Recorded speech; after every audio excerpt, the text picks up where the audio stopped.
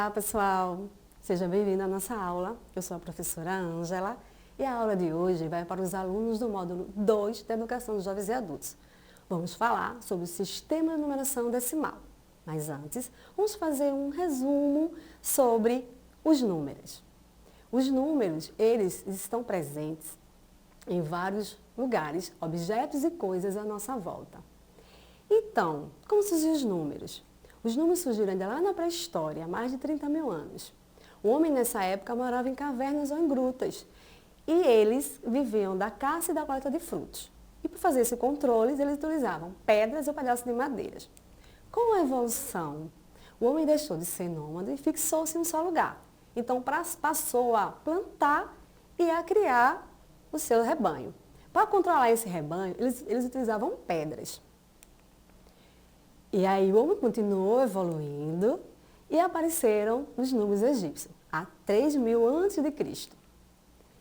E esses números, eles foram ganhando nova forma, porque a necessidade do homem foi aumentando e se diferenciando, né? Então, apareceu o sistema de numeração indo-arábico. Por que indo-arábico? Porque os hindus desenvolveram, mas quem divulgou foram os árabes. Então, ele começou há 3.000 a.C. e veio até a atualidade. E você consegue verificar aí a evolução do nosso sistema, que é o mesmo. O sistema de numeração decimal é o mesmo sistema de numeração indo-arábico.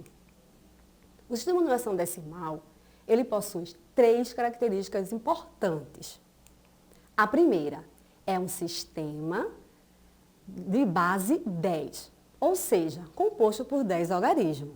São eles o 0, o 1, o 2, o 3, o 4, o 5, o 6, o 7, o 8 e o 9.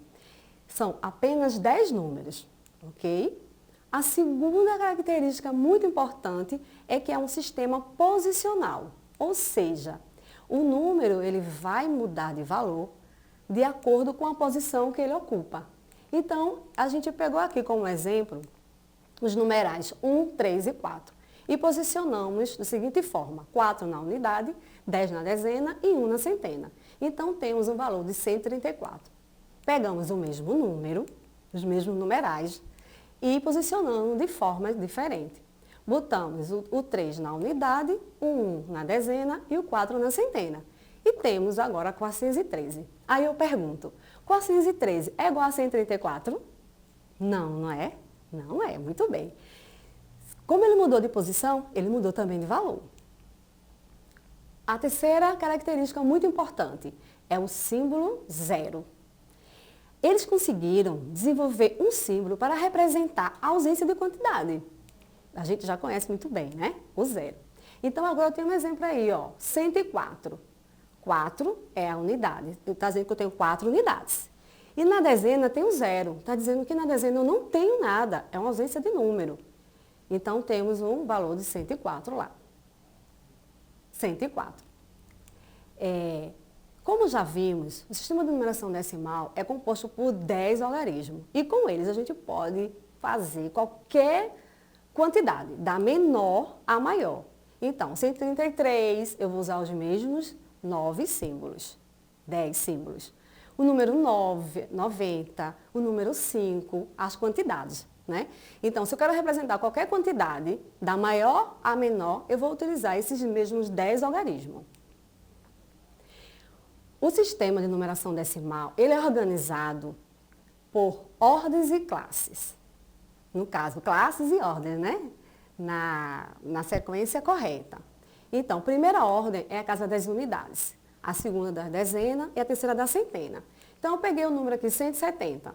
E a gente vê que o 0 está na casa da unidade, o 7 na dezena e o 1 na centena. Pegamos os mesmos números e mudamos de posição. E botamos o 1 na unidade, o 0 na dezena e o 7 na centena. Então, temos 701.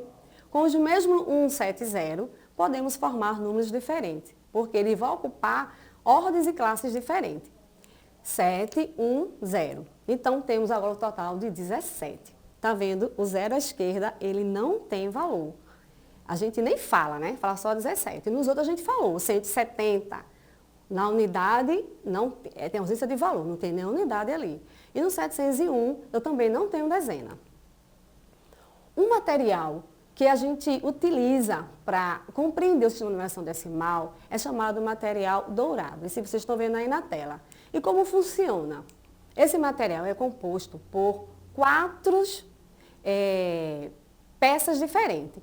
Então, temos o cubinho, que representa as unidades, as barrinhas, que representam as dezenas, tem 10 unidades, a plaquinha, que representa as centenas, que tem 10 dezenas, e o cubão, que representa o milhar, 1000 unidades.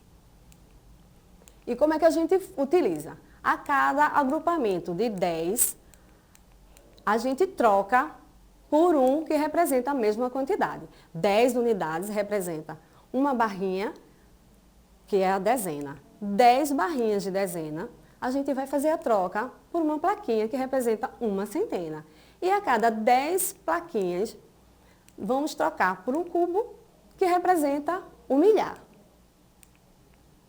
Um exemplo de cálculo utilizando material dourado. Então, nós temos aqui uma centena mais 5 dezenas mais 9 unidades. Então, nós vamos somar 100 mais 50 mais 9. Então, teremos um total de 159. Um cálculo utilizando o material dourado. Tá vendo como fica legal? Fácil da gente compreender o sistema de numeração decimal. Agora, vamos fazer uma decomposição de um número utilizando o material dourado. Vamos fazer o número 28. Então, eu vou precisar de 2 barrinhas de 10 unidades para dar um total de 20, mais 8 cubinhos de unidades. Então, teremos agora 28 na nossa decomposição. Temos ainda outra maneira de compreender e trabalhar com números do sistema de numeração decimal, utilizando o quadro valor de lugar. Então, vamos posicionar o número 352 dentro desse quadro valor de lugar. As unidades, elas vão estar representadas pela cor laranja, tá bem? As dezenas pela azul e a centena pelas vermelhas. Então, 352, eu vou colocar 2 unidades, 5 dezenas e 3 centenas. E no quadro valor de lugar, acabei de representar o numeral 352. Vamos para o próximo. 136. Temos 6 unidades, representadas aqui pela corzinha laranja, 3 dezenas e uma centena. Vamos agora representar o 601. Temos uma unidade. Na dezena, não temos valor, tem uma ausência aí, então não vai ser representado com nada, vai ficar vazio. E nas centenas vamos ter 6 centenas. Viver é um grande desafio. Então, pegue seu caderno, a caneta e responda. Qual a ordem que o zero ocupa nos seguintes numerais? No 102 e no 10. Na próxima aula a gente retoma. Então, até a próxima aula.